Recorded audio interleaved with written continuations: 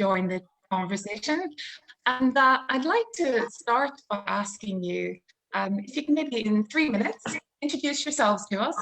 Could you say your name, where you're from, your age, and what motivated you to get involved in party politics, in political movements and political activism and in political discourse?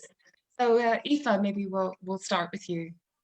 Yeah, so my name is Aoife Moore. I'm from Derry City. I'm 29, still holding on last year. I am a political correspondent for the Irish Examiner. I got into politics and political discourse through my family. My mammy's brother was shot and killed on Bloody Sunday, and my family were one of the founding families of the Bloody Sunday Justice Campaign.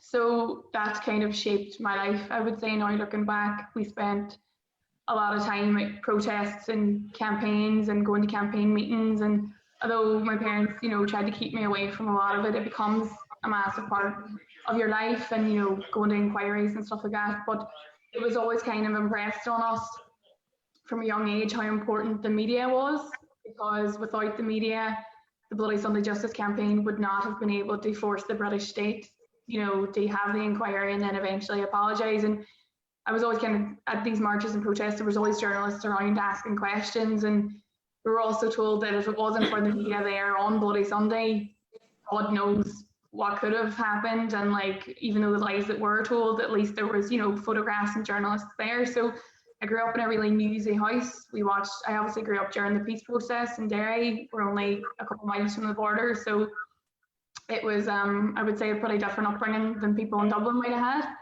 had. But yeah, very newsy house, watched the news every single night on TV. It was always kind of impressed on us that, it's important to be informed. And through that, I think that's kind of informed how I got into politics. I think politics is very much about people. And as a political correspondent, my focus is always, how the politics of day-to-day affects people. And I think there is a bit of a disconnect Can I ask everybody to mute themselves until I bring you in? I can hear some background noise. So if thank you for that, sharing that. Can I ask Mairead, what's your experience? How did you become involved? And can you tell us a little bit about yourself? Yeah, absolutely. Sorry, there's just votes going on, I think, or something. There's bells. My name is Mairead Farrell, and I'm from Galway. So I'm living in the city at the moment, in Galway City, and I'm 30 years old. And I recently got elected to the Dáil in the last general election for Sinn Féin. So I think there's a few different strands to my interest in politics, but one thing that really stands out for me, I suppose, is when I was 14, I was doing an English class, and we were doing speeches about, those inspirational speeches as examples, supposed to get, us to learn apparently how to do these things. And one of the ones that really stood out to me was Pádraig Pearse's oration at O'Donovan Ross's grave, and it just sparked a real keen interest in me in history. And I went home that day and I said to my family, and I was saying, how I found this really interesting, and they gave me a copy of O'Donovan Ross's Times in English Jails, that book that he wrote, and then that got me interested in more history, and it just kind of spiraled from there, I suppose. But I suppose my family would be quite political, and I would have been canvassing even from when I was maybe 15 in local and general elections for the likes of Catherine Connolly, who's now Last Concordia, and her sister Colette. And then I would have done my Leaving Cert in 2008. So obviously it was a time of great uncertainty for people like myself who were going into college, lack of jobs, a whole financial crisis.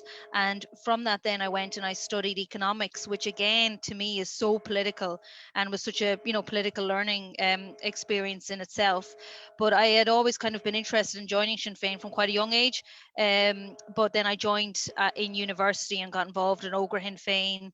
And then kind of from there, but I think really what started the whole thing off for me was my interest in history, and then just in inequality in general. Thanks, Mairead. And Tóta, can you tell us about yourself and how you became politically active? Can you unmute? Yes, excuse me, sorry. Thank you. Thank you. My name is Toto Daly. I'm 17 years old. I live in Dublin, where I've lived for the past 2 years. Previously, I lived in Galway, like you, Mairead. And I suppose where it stemmed, I started school in 2008. And so throughout my 11 years of school, I've constantly heard about climate change. When I think about climate change, all I think about is the images that we were fed of polar bears floating on ice caps in the middle of the Arctic. And I think growing up and having that fed to you, it was constantly about tragedy, and I felt very helpless. And I used to wonder, what is Ireland doing to prevent this? Is it looking after us? And I think I was very attuned to that. I remember thinking, well, I don't want anyone else to miss out on this world I absolutely love. And I remember the week before the climate strikes, which I was involved in organising the very first one, I was at the final meeting, and I realised then that climate striking for all of us youth, it's not a hobby nor an activity to keep up with trends. It really is a matter of life and death. And I think I'm not alone in sharing this view. And I think it's partly because our innocence and how young we are, our motivations are very black and white. And I think as you grow up, they can become greyed by like having children and working and paying bills. And I think that's given us youth, and especially me, a very clear mindset. And I think looking at my motivations again in a broader sense, it's because I don't want to wake up in 50 years and look at the news and see a world dying, a civilization just being wrecked apart, and thinking to myself that I could have done any more. So thank you, Toto. Thank you. Amanda, can you tell us about yourself and your motivation? Yeah, I'm Amanda. I'm 22 years old. I'm currently living in Kildare town. And I suppose where it kind of stemmed for me is kind of like a long-winded route to where I am now. But it kind of started when I was 11. So just like in the area where I live, there's very, very limited things for, young people to do and get involved in. And I noticed then when they would reach a certain age, especially entering, into adolescence, that, often they would start experimenting with drugs and antisocial behavior, whatever, purely out of boredom, I think. So I remember I started like a youth little club thing. And so then that, eventually grew, and there was got to a point where we were pushing about 120 of us meeting every Friday.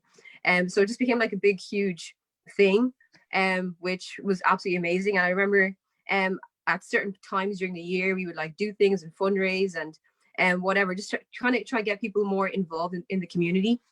And then I feel like from there, it kind of just grew.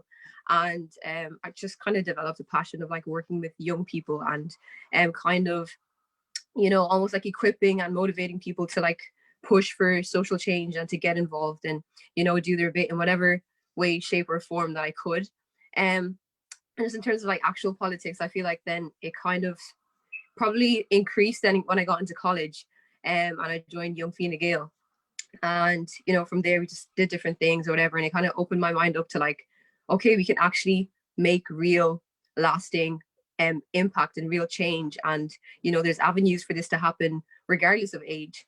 But then this year, I feel like then with the Black Lives Matter movement and everything that happened in the protests, it kind of got me more involved a bit more in the activism side of things. So that's kind of where I've been at the moment. And that's kind of the avenue that I'm currently, exploring. That's the journey I'm on at the moment. So. Okay, thank you very much, Amanda. You're very welcome. And Malcolm, lastly, can you tell us about how you got motivated to get involved in politics and also about yourself? Okay, well, my involvement is by conviction rather than conception. A lot of people get involved because of a family involvement. My family weren't political, but it was very much community engagement. My parents being involved in local committees and so on. And I suppose I'm the only man on the panel, and I'm also the oldest on the panel. But my age is probably, when I tell you about the kind of things that interest me, my teenage years were shaped by seeing the Berlin Wall coming down, Central and Eastern Europe opening up, Tiananmen Square, Nelson Mandela being set free, the peace process happening in the north. So all of those kind of issues really interested me, and I think it shapes, you know, my political thinking. I've a quite global perspective as a result. I joined Fianna Fáil. I'm a Fianna Fáil senator. I'm in Leinster House right at the moment. So Mairead is in the convention centre, so you might hear the bells going off for votes at different times. Why I joined Fianna Fáil, a lot of my interest is in the field of education, and I've been involved in a range of education campaigns. And I would argue that Fianna Fáil has had a very strong record in education. In fact, it was 54 years ago today that Donald O'Malley introduced free second level education, major expansion in third level, kind of what happens under Fianna Fáil ministers. I would have been involved in, we've a new government department on further and higher education, research, innovation and science, which is something that the Taoiseach was keen to push. The other side, which is, I think it's important, and we discussed this, is around, you know, how we solve some of those challenges. So Toto mentioned on climate change. I'm an internationalist. I'm a very strong supporter of the European Union. And I think it's going to be, yes, each of us doing our own individual things, but I think we've got to solve this at a global level. And that involves working with global organizations. I think what is key, and we've touched on this, I don't think it's an either or, and I know we'll get into this, between formal politics and community activism. I think it's both. There've been, you know, a lot of things I've been involved, helping set up youth organizations in my own community. I was very involved in the marriage equality campaign. But, you know, it's not a case of you have to make that choice. You can be involved, as Amanda mentioned as well, in political parties just as much as being involved in activism. Okay, and I think we'll come back to that point because I think that's a very key point. But I'm going to ask you, because you said yourself that you've been involved in politics. In light of that, do you think the motivations for engaging people in politics are different for young people today than they were in previous generations? Do you have a view on that? Yeah, probably is. Like, we're all shaped, and I was conscious, you know, of Aoife telling her story. I think we're all shaped by our own environments and experiences. And, you know, kind of if you think about the Leaving Cert year of this year, you know, what this Leaving Cert year has experienced, you know, nobody else has experienced. It's going to be very different. How will that impact? I used to work with the Higher Education Authority, and one of the things that was always interesting was looking at applications for college courses and how certain events triggered this. So when the global financial crisis happened, there was a sudden upsurge in students studying economics. I think it's going to be really interesting to see, you know, are we going to see more young people choosing to go and work in public health as a result of what's happened? I think there'll be a lot more emphasis on public services as a result of what's happening now. So we're shaped somewhat by, you know, by our time and our own experiences. But I think young people are, you know, I also this, when I hear this phrase, young people aren't interested in politics, I disagree. Like, young people are interested in whether it's issues like Black Lives Matter or climate change or car insurance or whatever. It's issues that are housing. It's issues that affect young people. The challenge is really for political structures to be able to respond to that. And I think part of our problem has been is for parliamentary democracies, we've been operating, you know, pretty much the same structures for 2 centuries and more. And whether that can respond, especially today where we see a convergence of new technologies, whether it's the most effective way of doing that.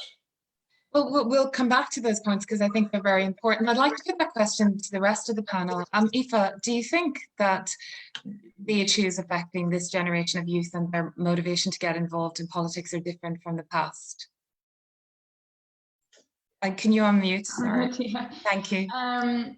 Yeah, I definitely think so. You know, Ireland, the Republic, has a long tradition of, you know, it's a family thing, especially with Fianna Fáil and Fine Gael. It's not so much now, but it was years ago. You know, you were around if your dad was a TD or your uncle was a TD or a local councillor. That is becoming, you know, less and less, and we've seen even less of that in the new kind of intake of TDs that we got in February. I think in terms of young people, what I have found, and Malcolm's right, it's not that young people are not interested or in politics. They are, they're incredibly well read.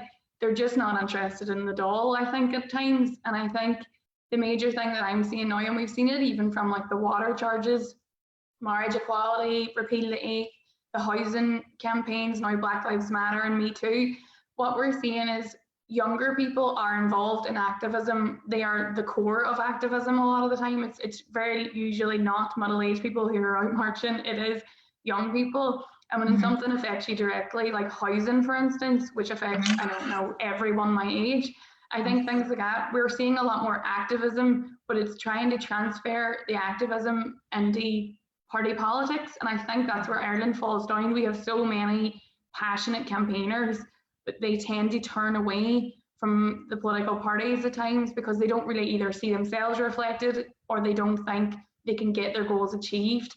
And you can't blame them for thinking that, because with marriage equality and with repeal the 8th, the public were so much further ahead than the politicians were. You know, it was the public that drove those campaigns.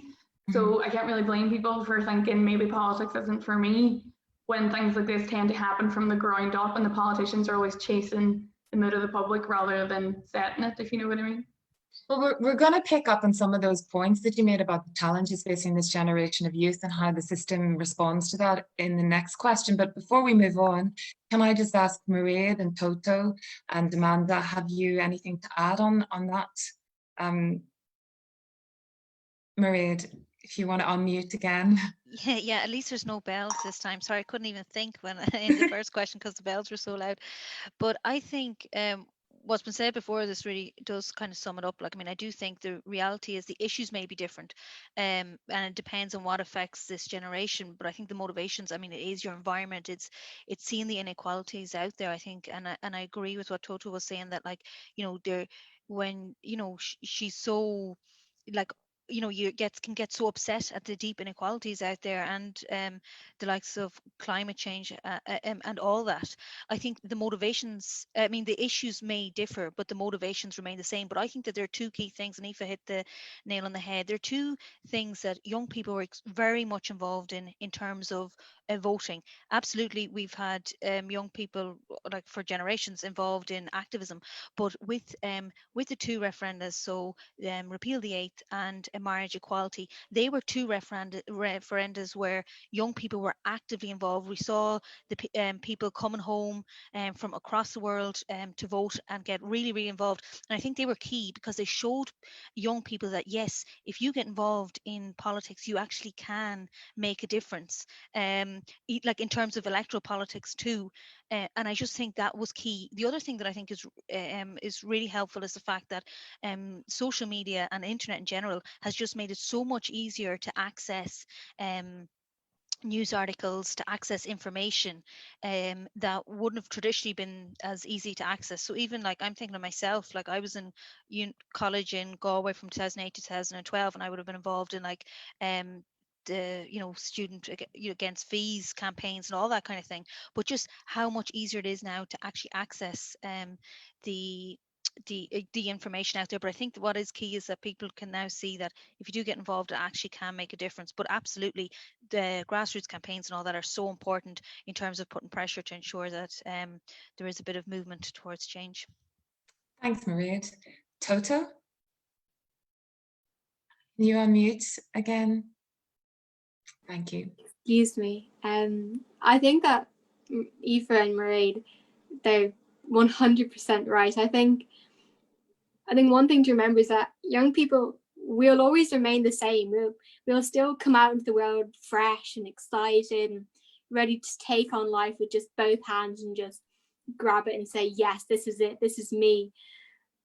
And I think as Ireland has grown and as technology has advanced and policies and governments, the motivation and the want for, like, a safe, prosperous and fair Ireland, that has still remained. But the issues that are built on top of those founding motivations, they've changed and they've evolved, and completely right. Like, for example, the Marriage Equality Act and the abortion referendum, but I think the deep motivations for coming into politics, they have remained the same. I think they always will. Thank you, Tota. And Amanda, do you have a view on this? If you can unmute. Thank you. Yeah, just to echo like what everyone has pretty much said. I think Aoife and Mairead were spot on. The issues facing young people are changing, and they will continue to change. But I feel like, pretty much like Toto just said, young people will always kind of, be willing and ready to kind of push for that change. And the ways in which it's happening are different now because of social media and, digital activism, for example. These are things that are constantly evolving and changing. And I feel like what often makes traditional politics seem very far away from young people is that because it's so like almost detached from this digital world, it just feels very far away, and it feels like it's almost always predominantly powered by people of older generations. So it just feels like you feel a bit removed from it almost. But I definitely feel like having this information readily available online, and online activism, and the changes that we've been able to implement from these avenues, it's kind of changing the narrative. And I feel like if you can continue to almost bridge that gap, and it will continue to change, and it's something that we can work towards, I think, as a nation. Thanks, Amanda. And just before we move on to the next section about talking about challenges, I'd just like to ask those tuning in online to please use the live chat for questions that you'd like to put to the panelists. I'll be going to the questions shortly, and to keep tweeting your comments. So we're living through an era of really multiple long-term challenges, and it's the impact of which is hardest on the youngest in society. And we've the prospect of a second major recession within the lifetime of the millennials. The housing crisis has already been mentioned, which has made it really difficult for many young people to have achieved basic standards of living. And also a climate and biodiversity crisis that really threatens the very future lives and well-being of this generation of youth. I'll start with Maria this time. In your view, do you think the current system, which is really influenced by election cycles that encourage the short-term strategies to garner votes, do you think they're capable of dealing with some of these long-term challenges? Well, I think, first of all, I think that elections are extremely important, and having election cycles where people can change governments is extremely important.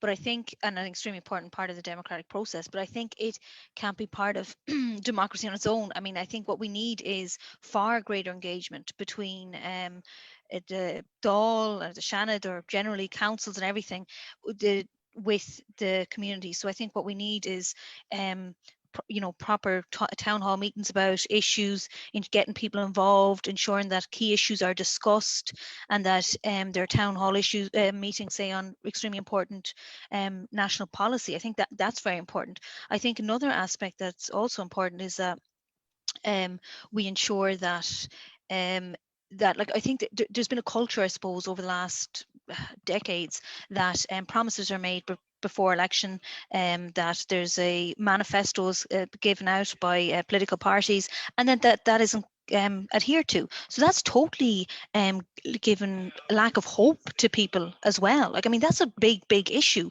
that it's nearly seen as political culture, that we can make promises before an election, then we go into government and we do something different. We also need to give people a feeling of hope that change can happen, and I think that's something that's I feel very strongly about. I think that people feel that they feel that political parties may make promises before an election. They'll go in, they won't deliver on what they've talked about. They also feel that no real change can happen. So like any fundamental change that they want to see in society, they don't actually believe that that'll happen. And I think it's up to political parties on the left to really give that hope back to people. But I do think that there's different aspects to it. Like, I think that elections are obviously key, but I definitely think that we need to restore that public confidence in politics, because it's on the ground, on the floor. And I also think that we need to ensure greater public participation in politics, and that means the likes of the town hall meetings on key national policy, so that people really feel like they're part of it. Thanks, Maria. Malcolm, can I put that question to you? You touched on it earlier in your intervention, but just in terms of how the system responds at present and whether it's capable of that long-term strategic approach to some of those challenges. I mean, they're just some that I highlighted, but you may like to add. Yeah. So to somebody who is a teenager today has a 1 in 5 chance of living to the age of 100. So if we want to start to think about, long term, any of you who are teenagers who are listening to this, you're going to be living a lot longer than previous generations. And because of improvements in healthcare, we've got to start to think long term in that regard. There are many opportunities. I agree with Mairead. We have to, send out messages of hope. There are challenges for our society, but there are also a lot of positives. I mean, one of the positives about tomorrow, for instance, is there will be 50,000 CAO places offered tomorrow, which is the highest number ever. I mean, Ireland is one of the highest participation rates in further and higher education anywhere in the world. So, there are a lot of positives, there are a lot of opportunities there. There are challenges. We've domestic challenges, not just dealing with the pandemic, obviously around housing. And I think, for me, the obligations of the state are to provide a roof over people's heads, to provide access to education and training, and then also to provide secure employment. And for the generation who are doing their Leaving Cert now, you're going to be changing your job and in fact your career on average about 20 times over your lifetime. We're going to have to design systems that will constantly upskill and reskill. The jobs that are here today are not going to be, the same jobs in 5 or 10 years time. So you've all of that technological challenge that's going on in the background. You've the biggest existential crisis in the planet, which is climate change, which is real, and it's getting people to deal with that. For me, and you ask about the long term, it's really around investment in education and training. It's about upskilling all of us, that we can avail of all of these opportunities that are coming, that we will use technology for the good of the planet. So to address issues like climate change. I also think that with technology there are challenges. So it's around how we use social media. I actually have, and I agree with Mairead in one sense in that social media is good to inform people and let people know, but it's also we need to have a debate about how it's dividing people, about how we're retreating into our own little echo bubbles. There's not the same level of I feel there's not the same level of real political debate or engagement that's going on that would have happened in the past. Aoife might like to comment on it, from a media perspective, but in the past, a broadsheet newspaper like the Examiner, it would be perfectly normal to have a 1,500-word article, and people would read and digest well-researched news. And I know Aoife writes extremely well, but increasingly people are moving to just reading the headline or just reading the latest tweet. So I think that there has to be a debate around, how our politics is informed around digital literacy as well. So thank you. And you've touched on the role of the media in political discourse, and we can touch on that. I'd like to bring Amanda in. What do you think, Amanda, about how the current system's responding to some of the challenges facing young people? I genuinely think it's probably moving a bit slow, in my honest opinion. I feel like where I can understand Malcolm's perspective, in the sense of before, whereas like a broadsheet newspaper would have been a good valid source of information to obtain. But I feel like as generations are changing, that's not really viable for the younger generation. And we've even moved from, just in terms of like actually, digesting media, from in the last 2 years, I think it's gone from about 10 seconds to now 7 seconds. So as like years are going on, the attention spans are becoming a lot less.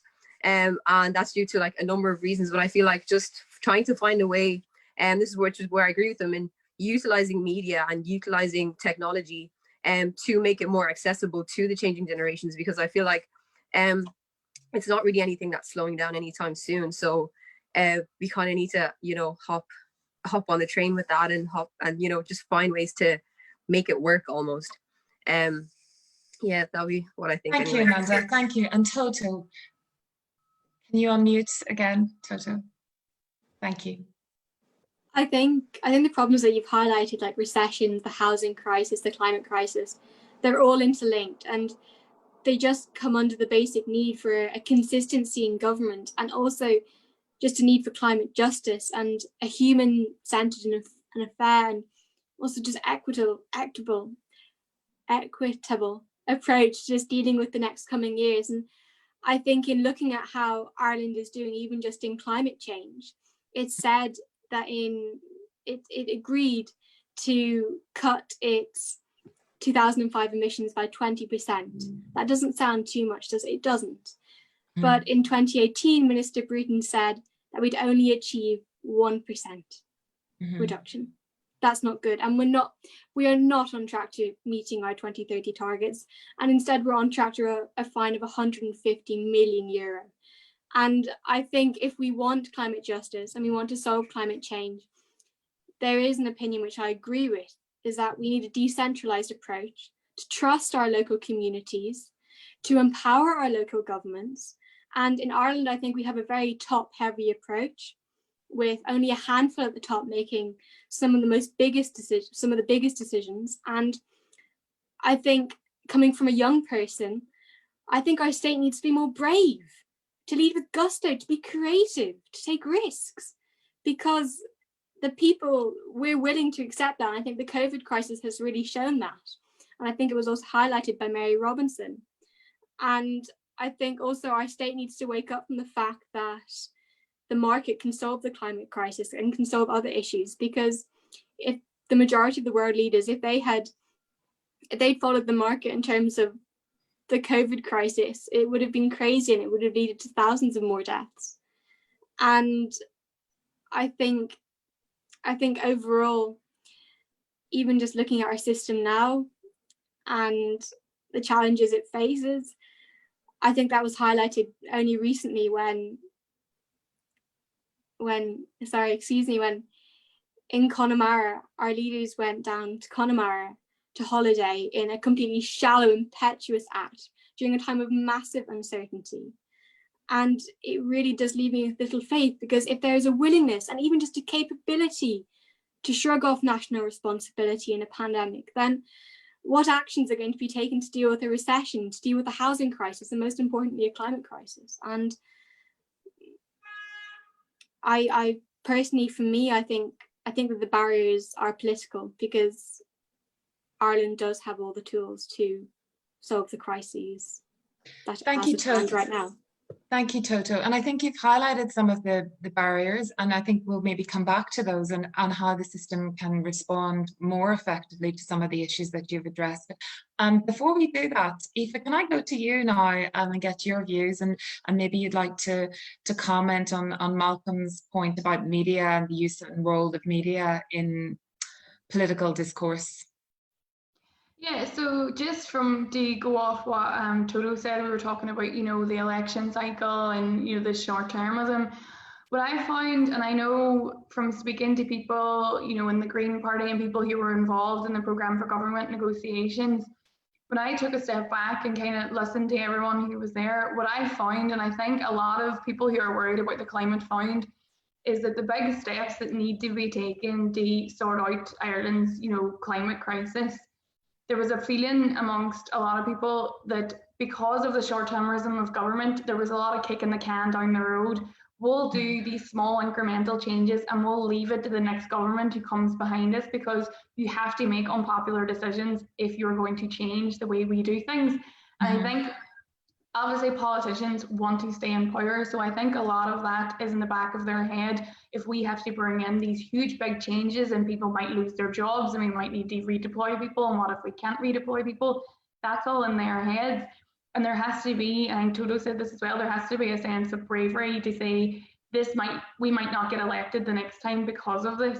But that's really short-term thinking, and climate and housing are massive problems that need fixed. And no one thinks that you can build 1,000 houses in a day. No one thinks that we can reduce our emissions in a day, but there has to be big steps taken. And even if they're unpopular in the short term, you need to be able to look beyond that and say, well, maybe I'll be unpopular, but at least, you know, we'll not be underwater in 40 years' time. Like, I think that is the kind of short-termism when it comes to politics that we're worrying about. And I do think there is this feeling all the time of kicking the can down the road, and we've seen it with slantia care, we've seen it with housing, because something is going to cost a lot of money and it might not be popular in the moment, people then get afraid of doing it. And I think that's what puts people off. You know, everyone agrees that slantia care is the greatest thing and we should be doing it, but it's not been done. And this is one of these things that even though everyone agrees we need to do something, it's getting harder and harder to do it because, you know, you have to be brave and you have to, you know, take these chances. So when it comes to elections, I think they're essential. I think even though young people, they might feel a bit disconnected, I know from my friends and people my age, very much about, like, in this election voted for housing and climate. But I think what a lot of people thought as well, and I think it resonated with people, Fine Gael, whether they believed it or not, kept saying, you know, we haven't had enough time to fix the housing crisis. But the public were able to look at that and say, well, whether you think you were or not, you were in power for the last 8 or 9 years and you haven't fixed it. So I do think that short-termism doesn't really fly with the public either, because as Fine Gael found in the last election, no one believed them on housing because they really felt, well, you've had 9 years. So yeah, I think short-termism is detrimental when it comes to big issues like climate, like housing. Yeah. Okay, thank you very much. Thank you. And now I think we'll go to some of the comments and questions that have been coming in. And we've, I'm just checking the live chat. We have a question from Catherine, which I'd like to put to you all. What do the panel think about quotas and targets for women and young people in local government as a springboard for national politics? So can I go to Aoife on that, perhaps, if you'd like to take? Yeah, I mean, it's one of those things, like, I wish it didn't have to exist, but I believe that it does to an extent. I just feel there are so many unconscious biases that people have, whether it's about people of different races, women, young people, and if we're going to overcome that, people need to see people in those positions. You can't overcome these kind of biases by just doing the same thing over and over and over again. So if that's what it takes to get young people and women on boards or in politics, I think, why not? I mean, what we've been doing for the last 100 years doesn't seem to have worked. So I think for a time limited period, why wouldn't we just try it? Okay. I'm going to take another question. I'll come back to that in a moment. It's about Vote at 16. Rob O'Donnell says, could Vote at 16 be a key to unlocking the interest in electoral politics for young people? And if so, how could this come about? Malcolm, can I put that question to you, perhaps? Yeah, well, Mark, I've been a long time advocate of votes at 16, and particularly in the context of the local elections, because to introduce votes at 16 for Dáil elections, we need a constitutional referendum. For local elections, it's not. It's merely a legislative change. And my argument has always been, even to those who are cautious, let's do it first for the local elections. There is a commitment in the programme for government to look at doing that. And people might know when the Constitutional Convention met, one of the issues it considered, and it did recommend we reduce the voting age to 16. So there is a commitment within the programme for government. It's been looking at the Scottish model, which has worked quite well. Sadly, in the Brexit referendum, votes at 16 weren't allowed, and had they been allowed, we might have got a very different result in the Brexit referendum. But when we look at the experiences of countries like Brazil, Austria, which has had votes at 16 for all of its elections for over a decade now, the experience has been very good, and it tends to increase young people's political participation later in life. One of the fears I know is around that young people will vote for populists, and actually the evidence from other countries is that young people don't vote for populists any more than any other generation. The young people sort of in terms of the votes for parties, it's quite reflective of the overall population, but it does mean that issues of concern to young people, and particularly around climate, and even in terms of community issues, come much more to the fore. I do think there's a related point just coming though in on which we haven't really touched on, which is populism and long-term and short-term thinking. It takes a certain amount of courage as well for politicians to take brave stances, and I think politicians should do that. But even if you look at it's often easier for a politician to take a populist line. So even if we look at on something like addressing climate change, we need to shape our taxation model in terms of introducing carbon charging and so on. It is very unpopular to introduce carbon charging and carbon taxes, but we've got to do it. We've got to start to use economic models as well as others to change our behavior. And it's similarly a problem, in our society. There's still issues around racism, discrimination against travelers, homophobia. It's incumbent on all of us to kind of, to stand against that.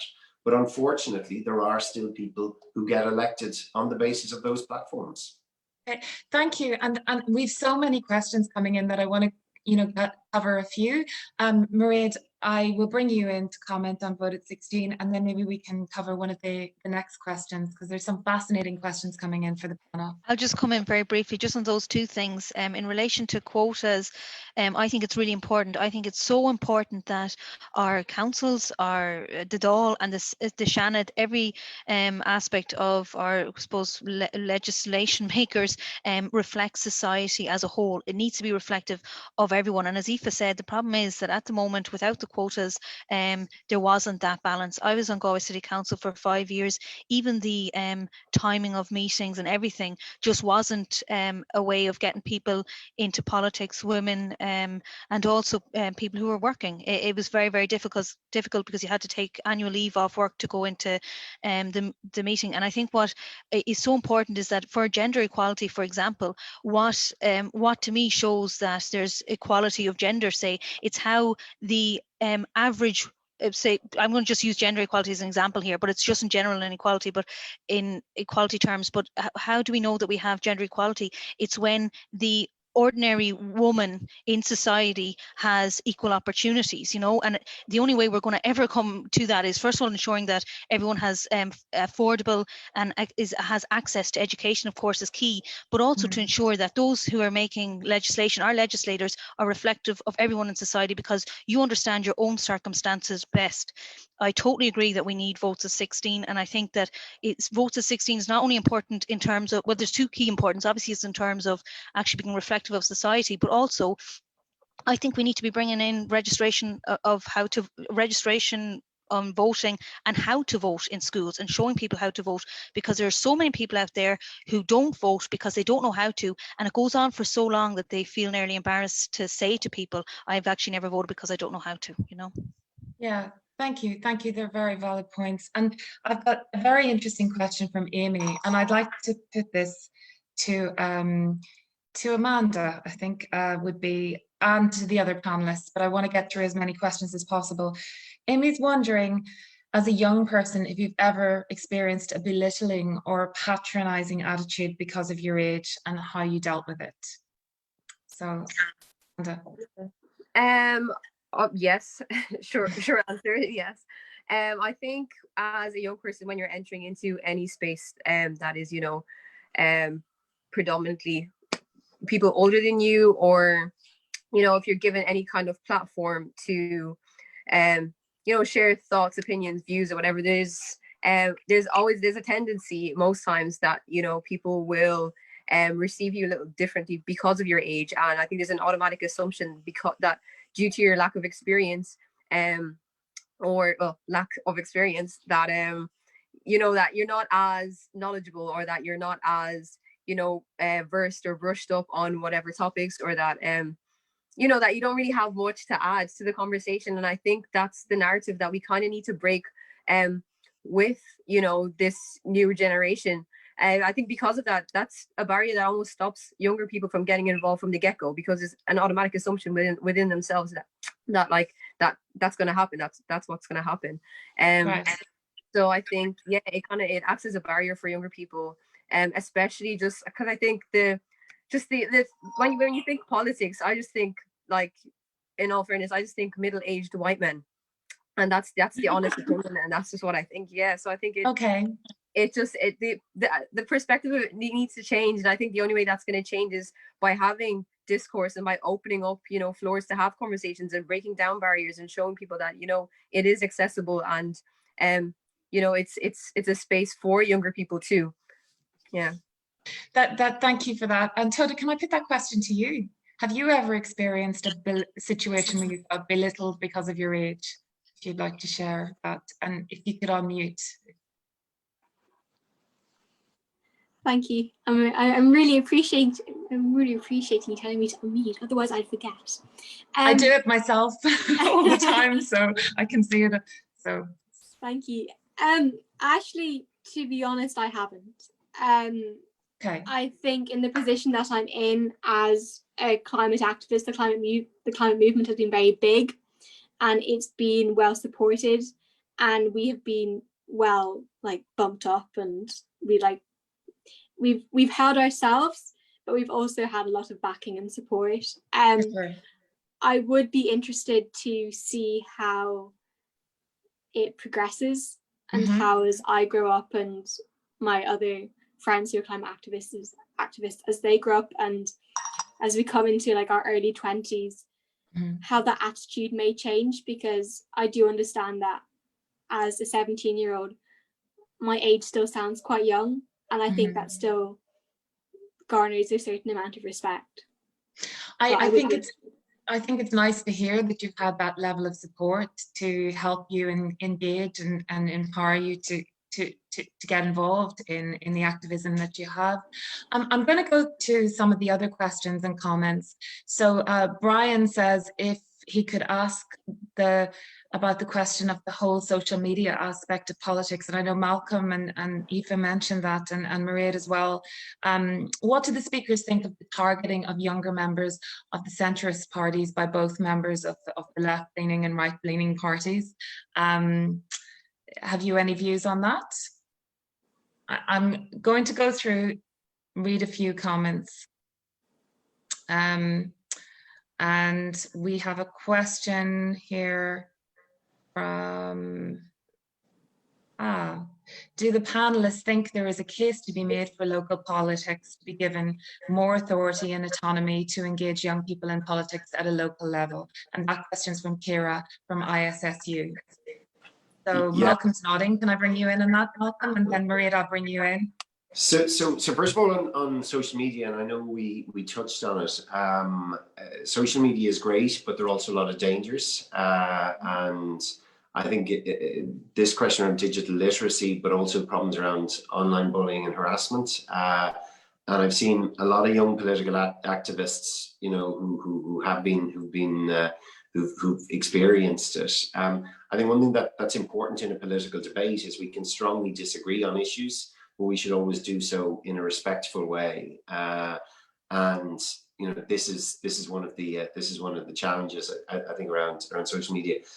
Yes, around local government, and it's not just about reducing the voting age. It's about how we can really actively involve young people. When I was a member of Wexford County Council, and one of the things that we introduced as an initiative pushed was around participatory budgeting.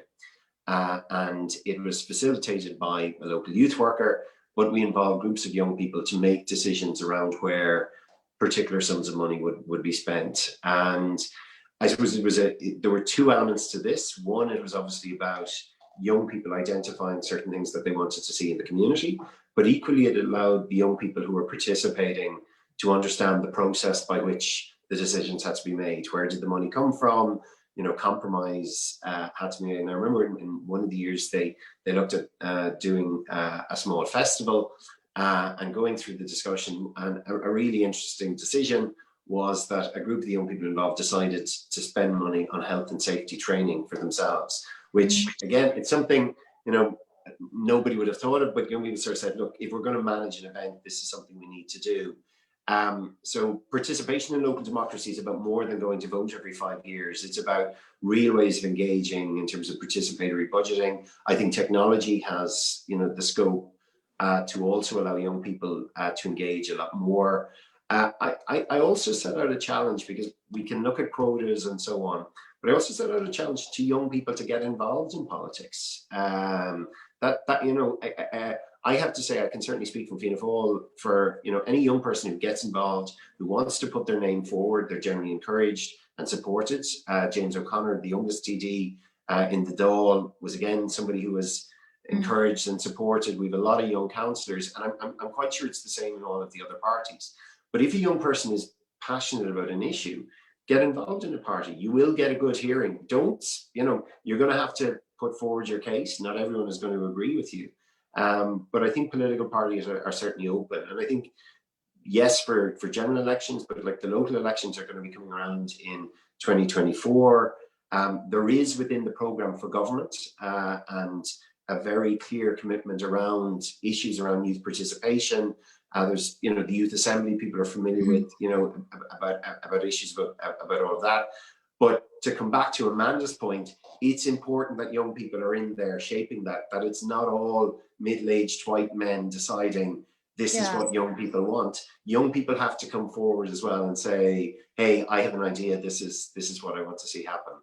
Thank you, Malcolm. And I think we're going to pick up on some of the points that Amanda and Toto raised. But before I do, I'd like to come back to Mairead on the question. The question of two questions. Yeah, the two questions. Yeah, look, I think we've all been subject of online harassment, and to be honest, I don't actually look at my Twitter mentions, so I get people saying horrible things about my Twitter, and I just don't even bother looking because I just don't see the point. Like, let them work themselves up. I don't care, But look, I think online harassment definitely is an issue. In general, and I think it's wrong, and I think it's totally unfair. But like that's fair enough for me to say. I just don't look, but we've seen situations where people have had a really difficult time, have had to then go private on their Twitter and all that kind of thing.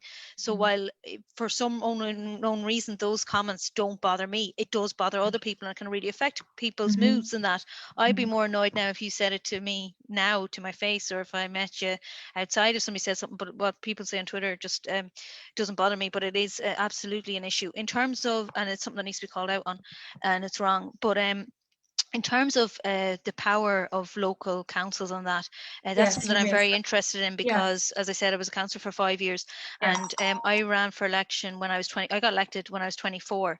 So one thing I would say to you is, if you're interested in politics and you feel like you'd like to run for election, because to me, the reason I ran for election is because I fundamentally believe that Sinn Féin can deliver change and the kind of society that I want to live in, right? So that's why, and that is a united Ireland. It's a society of equals, right? That's, and I'm sure most people, when they get involved in politics, that's why they get involved. But I ran for election at 24 years old. I was selected when I was 23. I'd just like to say to anybody watching, if you are interested in going into electoral politics, honestly, just go for it. I think the younger you are, the better in a lot of ways, because there's never any expectation. I ran when I was 24, and I tell you, none of my friends even really knew that I was running, let alone had any expectation as to whether I was going to get elected or not. And I found then, older people actually found it more difficult, because they had families, they had their own lives outside of politics, and there was an expectation then to get elected. So that's just one thing I want to say. But absolutely, we need more powers at local government level. That is essential, in my opinion. I was in Galway City Council, I was representing Galway City East. I knew what was happening in Merview, in Ballyban, in Duishka, and I think that it's so important that local politics or local councils have that power to make changes. And at the moment, there's so little powers. Like, I mean, to be honest, the main powers that we had was in terms of the Galway City Development Plan, rezoning and all that kind of thing. Other than that, a lot of the time it felt like we were in a classroom, we had the teacher and the principal telling us what was happening, and we weren't even voting on things. So I absolutely think that if we want to get people more involved in general in politics and local politics, then we need to be saying to them, well, look, you can actually achieve things. So like, I mean, I think Toto really, you know, summed a lot of it up in terms of climate justice and all that. Yeah. You know, if you can feel like you can have deliverable actions that you can do, if Toto ran in her local council area, say, got elected, that she felt, right, I can do X, Y, and Z on the issues that I really care about and that I can actually deliver them, I think that is absolutely essential. So I definitely think we need more powers in local government, absolutely. More powers in local, at a local level. Okay, I have another question. We have brilliant questions, so I'll fire this one off. This is from Sinead Harris, and Sinead wants to know, young people judged in class structure, that's an inequality in itself. She says, young people need an equal opportunity to participate, and how can this be achieved? I'd like to put this to you, Aoife, if you'd like to take it and first, and then I'll go to the rest of the panel, if that's okay. Yeah, I think even in the last couple of weeks, we've seen what the general kind of feeling towards young people is. So we're in the middle of a pandemic. We had a number of clusters in meat plants, and yet the entire thing that we were talking about were house parties. Now, don't get me wrong, I'm sure there were house parties, but I also know for a fact there were plenty of people of middle age going into each other's houses and having drinks as well. And then obviously the Berlin bar that happened in Dublin was horrendous. We were all very, very annoyed about it. However, the Taoiseach brought it up in the first couple of sentences of his speech when he did the speech on the Friday evening. There was no mention of the meat plants and the direct provision centres where we knew these clusters were happening. And that's one example, but I just do think it is a reflection of how young people are treated at times. Like, everyone kind of assumes that young people are immature, they don't care, they don't think the rules apply to them. And I actually just don't find that fair at all. You know, a lot of young people are going home to parents who might have underlying conditions. Young people tend to be on the front line. They work in shops, they work in bars, they work in restaurants. So I do think there needs to be a rethink, especially after the pandemic, because I do think the pandemic has shown the way we treat young people, and it's not been very complimentary. So I think there needs to be a reset. We all know brilliant young people who are activists, who are campaigners. We have a TD who's like 21. So we know that these young people are willing and able, and we need to get away from this mindset that they're so young, and those students, they don't know what they're doing. Like, I just think, especially with Fridays for Future, we've seen how active young people are. I mean, I worked every Friday, the Friday for Future protests, and if you took away everyone who was under 18 at those protests, there might have been like 40 or 50 people there. So I just think that we need to really change the mindset, and because of the way we talk about young people and the way we treat young people, that creates the divide. So why would they want to come to the Dáil? Why would they want to stand for election? Because we're already telling them that we don't think that their voice is as worthy as other people's, because they don't know enough or their experience isn't relative. And I often find at times, you know, when you're watching the Dáil, especially when it comes to things, when it comes to like internet or like digital culture, and there is older white men, you know, having these discussions, and sometimes like I despair because it is such a disconnect from how young people live their lives. And I just think the pandemic has shown that we need to have a reset when it comes to this kind of thinking. So I think, yeah, I totally agree. I mean, I think young people a lot of the time get dealt a pretty sore hand, and as it was said during the week, you know, there was no young people at Gulfgate. So I just think we need to have a bit of a reset over like how we're going to treat young people from now on. Okay, thank you very much. I'd like to bring Amanda and Toto in, and we have many questions. One for a comment, just saying thanks for the contribution so far, and really enjoying the discussion so far, wondering what panels think to be done to encourage young people to join political parties, or should any encouragement be done in the first place. So we'll come to that at the next set of questions. we have a question from Malcolm and Mairead specifically. Do you think Gulfgate has damaged young people's sense of trust in our political system? So I'll take that in a moment. And another question from Olivia. And Olivia asks the panel, what do you feel about the programme for government? That's a good question. Does it represent the needs of young people? So could I ask, who would like to take that one about the programme for government?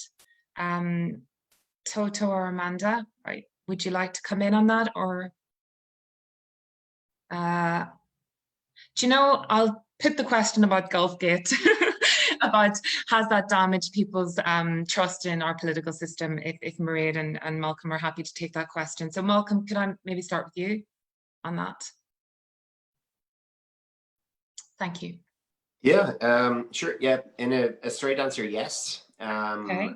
You know, any circumstances where our political leaders, you know, don't follow their own advice, you know, it does damage trust in political systems. One of the points, I suppose, that I would make is that, yes, there were some political leaders there, but a lot of us weren't there. The overwhelming majority of people weren't down in Clifton. And like everybody else, I missed a friend's wedding during the lockdown period. I missed funerals, including of a very good friend. So like everybody else, you know, I couldn't go to weddings, to funerals, to social events. So, you know, it's not that I don't feel it. The politicians who did it were wrong, plain and simple. And I think they, I mean, it was a great story by Aoife and Paul Osford in the Examiner, and you know, it shows the power of good, trusted journalism. But remember, you know, there were lots of very good politicians who were out there as well. I mean, you know, when Micheál Martin was elected as Taoiseach, his own family didn't travel up from Cork to see that. You know, when he's elected to such an important role, and you know, they made that sacrifice. I'm sure no one would have begrudged the possibility, you know, of his family coming up to see them. So it is important, you know, that in positions of leadership, that we do give good leadership.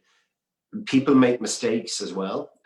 So, you know, there is always the danger, and this applies in politics generally, you know, politicians are human. They get things wrong, so, you know, some of the time, and we've got to give people a bit of flack. I mean, we were just chatting earlier around, if you look at in the last 2 weeks, we saw the schools reopen, and we saw the Leaving Cert results, which were very difficult, you know, come out, and we obviously have to see the CO results tomorrow. But that has gone relatively smoothly, for all the fears about how a disaster that was going to be.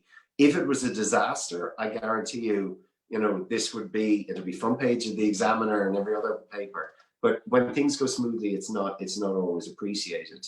On the programme for government, yes.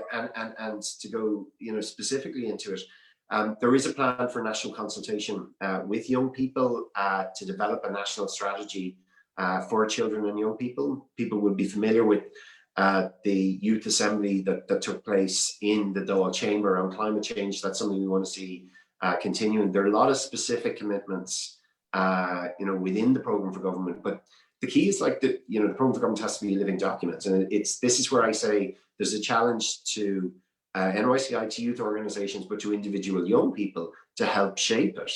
You know, decisions are made by the people who turn up. There is no point, you know, sitting at home on Twitter after the event complaining about it. You've got to get stuck in. It's a difficult process. And the final thing about which you asked about young people getting involved in politics and in political parties, I think yes, and there is no conflict between being a climate change activist or an activist around inequality or on housing and being involved in a political party. I mean, my passion was around education. I don't agree with all of Fianna Fáil's policies on every issue, but because I'm in politics, I'm able to shape a lot of the changes and actually see real results. And that's part of the process. So if you do want to make a difference, get involved. If you yourself don't want to run for election, encourage one of your friends to do it. Don't slag them off. Say, do you know something? I think it's a great thing. Get your name on the ballot paper. Go out there, knock on doors, for them. I'm obviously going to say, you know, if like me, you have a strong interest in education, in public services, and want to join a pro-European political party, come and join Fianna Fáil. I'm sure others will make the pitch as well. But whatever you do get politically engaged. Thank you, Mairead. I'd like to put those questions to you as well, in relation to review of the programme for government, and Golfgate. Yeah, I'll just start off with Golfgate Golfgate. initially. Look, I think it absolutely destroyed general public, not just young people, in general, people's views and confidence in politics and in politicians. Well, I don't like the term politicians that much, but I do think that it has absolutely destroyed it. I think for people, it just looked like it smacked of like elitism, of a cozy club of politicians going, playing a bit of golf and going for food afterwards. A good friend of mine, she had to cancel her wedding twice as a result of the restrictions, and she just said, oh, did you as well?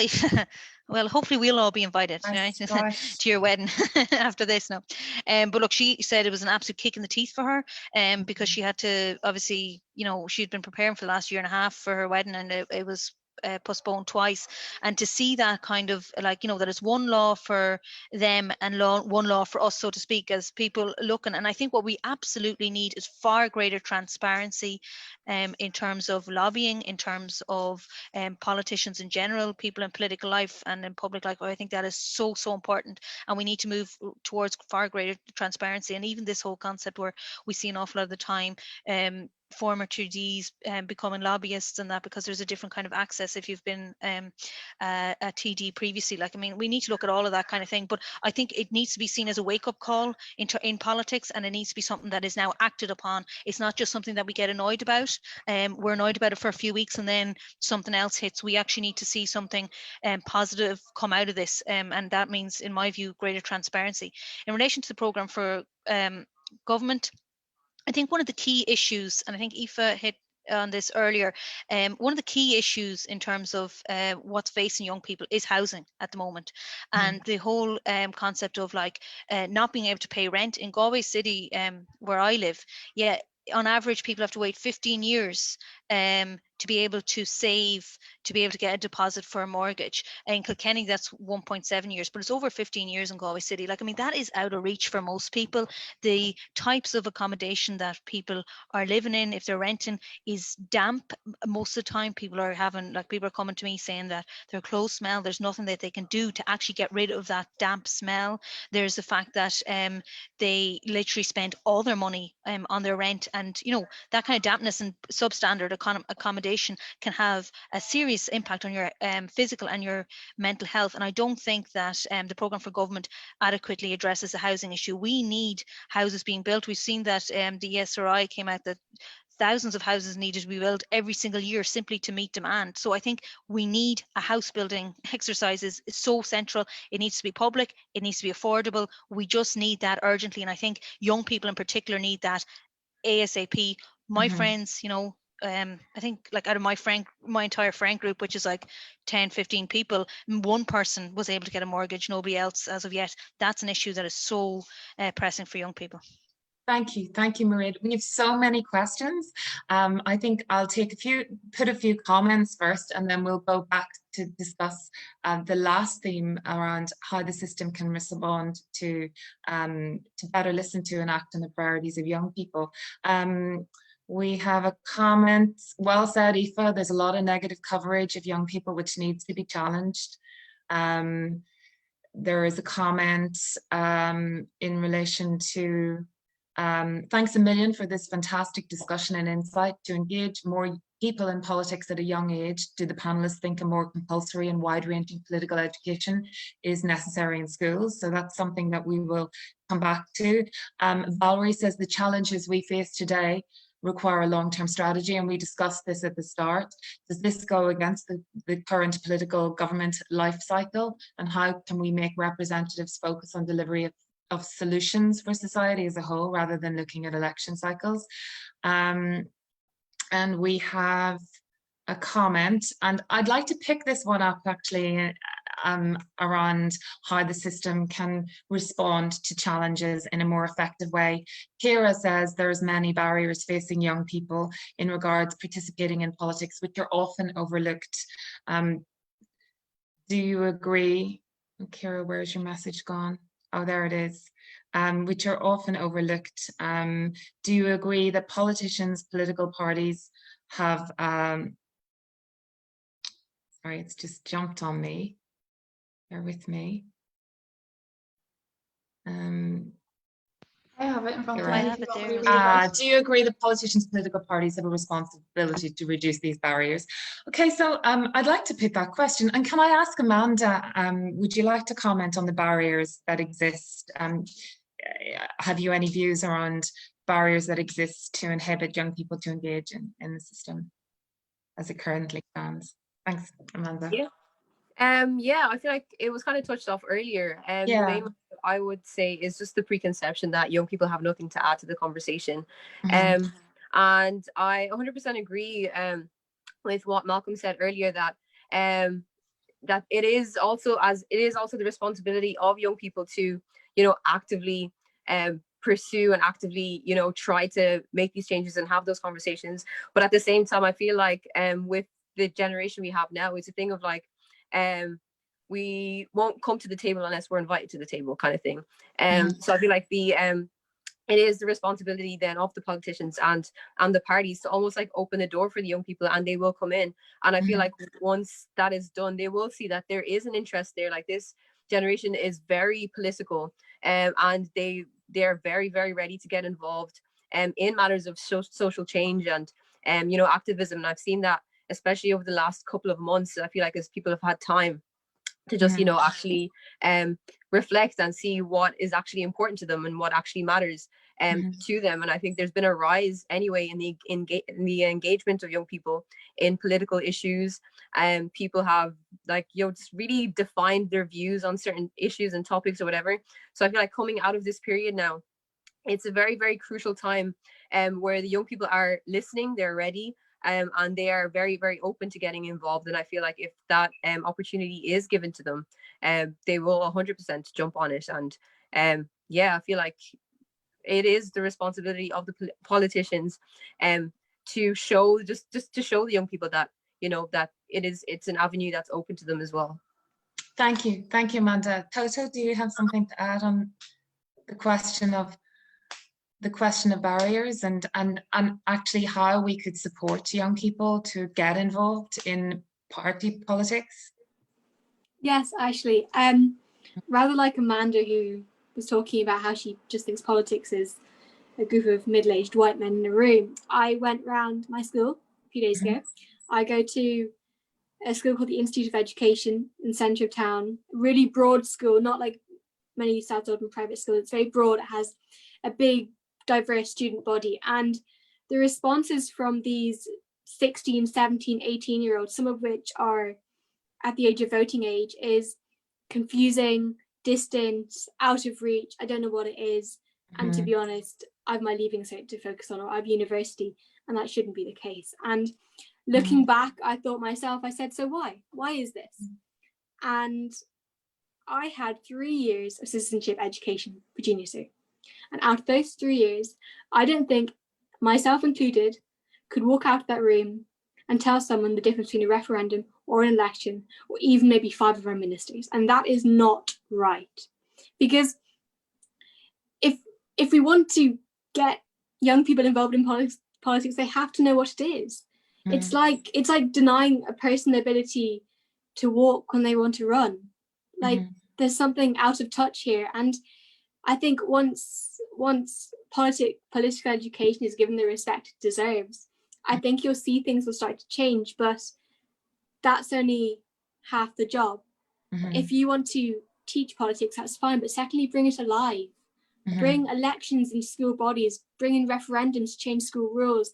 And yes, as Malcolm was singing the praises of, reduce the voting age to 16, like in the Scottish referendum, because in the end, it doesn't have to be applicable to all votes. It can be a proxy vote to test the waters, and also invite the youth, show the youth that they are welcome. I think as a climate activist, one of the things that really struck with me was coming home in the evenings after a long day of school and turning on the news and seeing the COP summit, the climate summit for the UN, and seeing teenagers and young people like me sitting on those panel discussions and expressing their views and expressing their concerns alongside major world leaders. And I thought, wow, because these young people, they were being respected.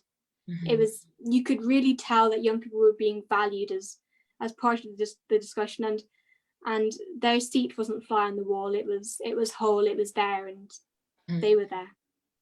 Thank you so much. I think that you've touched on a number of areas there, Amanda and Toto, around the importance of education, investment in political education, the importance of political parties, providing and encouraging young people. I mean, we have a question from Valerie. Valerie says, what sort of support's government doing to support young people to get involved? And she agrees that we have to show up to make an impact. Can we agree that people are exhausted just trying to make ends meet, that they do not have the time to show up? Youth unemployment is skyrocketing. And how do we think young people can have a bandwidth for anything else? So I'm going to come back to that question. I'd like us to explore how the system could better listen to and act on the priorities of young people, and really the question of could political parties do more to include and promote youth involvement. Aoife, do you have a view on this, those two questions around the current system and how it can respond more effectively to better listen to youth priorities? I don't know, because I'm probably like a product of this. I was always really, really, really interested in politics since I was a teenager, and I'd never joined a political party. It never came into my head to join a political party, even though my political views might have changed a bit since, you know, I've got older or whatever, but it never really occurred to me. And I don't know how schools in Dublin or in the south work, but I know the school I went to in the north, we had a politics society, and what we would do we'd invite politicians into the school to speak. And the big thing for us was it wasn't having the SDLP and Sinn Féin. I'm from Derry City, that's the SDLP and Sinn Féin heartland. We brought in politicians from the UUP, the DUP. We had a ex-loyalist paramilitary who had then become an MLA. So hearing those kinds of experiences, which are totally alien, I think that was a really big thing for me, and like my interest in politics. And I think with young people, even though there are thousands of young people across Ireland who are part of, you know, climate groups, housing rights groups, and they have no inkling to join a political party. And there is a disconnect there. And I think the disconnect comes from what they see in the Dáil and everything that goes along with it. You know, sometimes, and Malcolm and Maria can attest to this as well, once you're in Leinster House, they call it the bubble. And sometimes you can't see out of it. You know, we'll all be in Leinster House thinking this one particular thing is the biggest deal in the world. None of us can cope. We're all running around like headless chickens. And then you walk down Marion Street and normal people are just living their lives and they have no idea what you're talking about.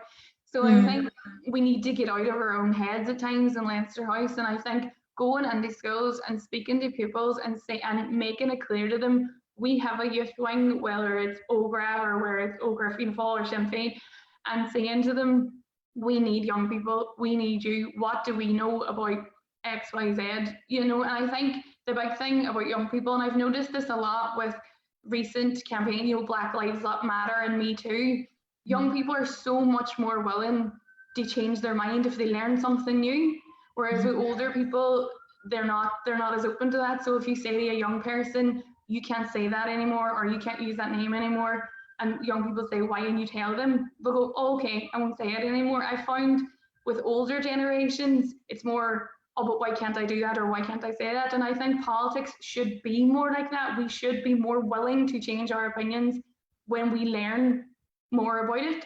So I do think young people would be invaluable in that sense to political parties, and I think political parties have to take it to the young people, because the way they're conducting themselves now obviously isn't that attractive to young people. So they're going to have to go to them, whether it's in the schools, in the youth clubs, in the centres, and just saying to them, we need your help. And it mightn't have to be, you don't have to join straight away. I think that kind of thing intimidates people. It's like, why don't you just come to a few panel discussions? Why don't you come to this and that? I mean, it happens all the time. Mary Lou McDonald went to Fianna Fáil meetings and now she's the president of Sinn Féin. So I think we need to be a lot more open to go into different parties, whether it's clubs or panels or whatever it is. You don't have to join, and you have to make it clear you don't have to join, but come and see what it's about anyway. And I think humanising politics would be a big part of it, especially in lower socioeconomic areas. Like, I live in the north side of Dublin. I think going in, there's some amazing youth work that's going on there, and to have politicians come in and explain to them,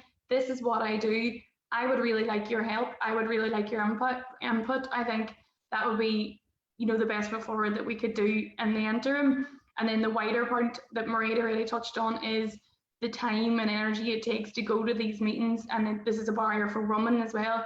They tend to be, say, a Monday night at 7 o'clock. If you have 2 kids and you work full time, you're probably not going to do a meeting at 7 o'clock on a Monday night. So I think those kinds of barriers, we need to concentrate on that. But in the meantime, I don't think it's well and good enough for politicians to say young people need to come to us, because they're not. It's already been proven that it's not that attractive to young people. So we need to go to them and explain why it's worth it. Thank you, Aoife. Toda, I want to bring you in on that as well. Yeah. I think Aoife has touched on a really important point, and especially around respect, and even just thinking about the fact, like, if we look at politics, what is it? It's just the activities associated around making decisions, and it's just brought up to a bigger pedestal, and that we're making decisions about our country.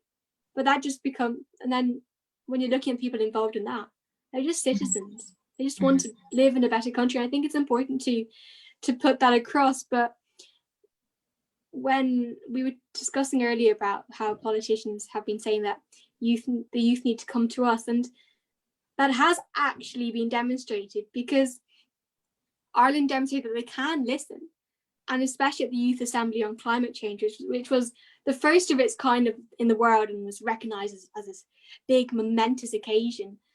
And yeah, that was in November 2019, and has anything of substance happened since?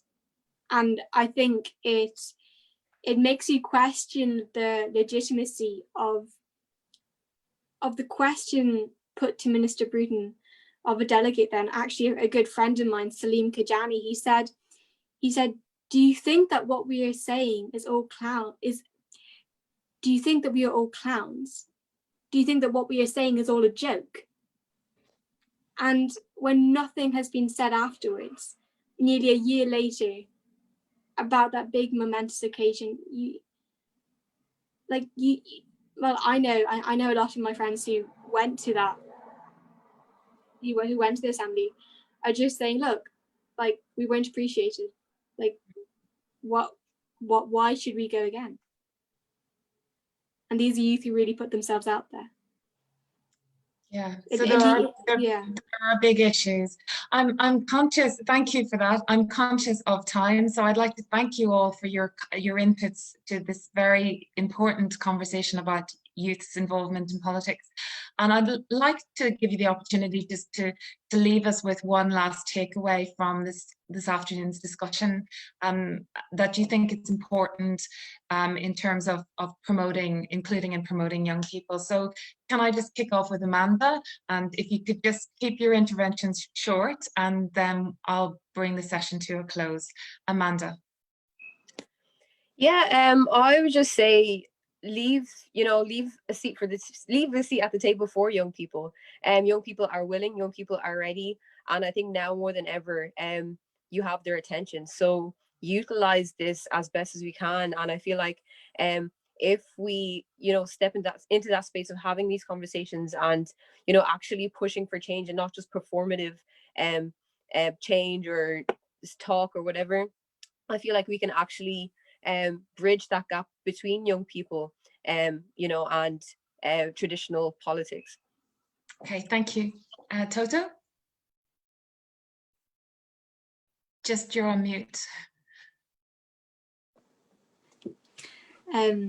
Young people want to make a difference. We know that we can make a difference, but I think in terms of what Ireland can do, what the state can do, is to give them the knowledge, to give them the skill, and most importantly, to give them the will to own their own countries, to own their country, to own their society and become a part of politics. Thank you, Toto, and thank you for participation today. Mairead, one last comment from this afternoon's discussion. Yeah, I think that if you really believe that society can be more equal, that you believe that society should be changed in any way, then I say get involved in whatever local campaign, or bring it into the school that you're in, do whatever way you can. And I really do think that, you know, when I'm like old and looking back, that I want to be able to say that I did something to change society to the kind of society that I want to live in. And I think that hopefully you can that we can all feel the same. Thank you, Mairead. Thank you, Malcolm. Thanks, and thanks for a really enjoyable discussion. To sort of say something very positive, you know, to wrap up, young people are making a difference. So we've talked about, you know, the young people involved in Black Lives Matter, in climate change. I was always struck by, after people who remember gun violence in Florida, the group of young people there who seized the initiative and really brought it to attention. And it is an issue in the presidential election in the US. But I'm equally looking at a young man at home in Wexford, Matthew McCarlin, who looks after, he's named as one of the carers of the year. He's 17, he looks after his father. Young people are on the front line dealing with this pandemic. You look at young people in the arts, in technology, you know, I'm thinking about people like James Welton, who set up Coder Dojo, Shane Kern, who was one of the young scientist winners. So, you know, young people are making differences in all of those ways. It's about bringing that knowledge as well into politics.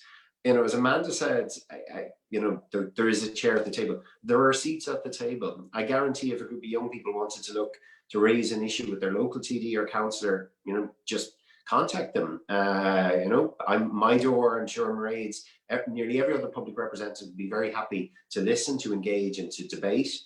But it comes back also to that key point. It's also about turning up.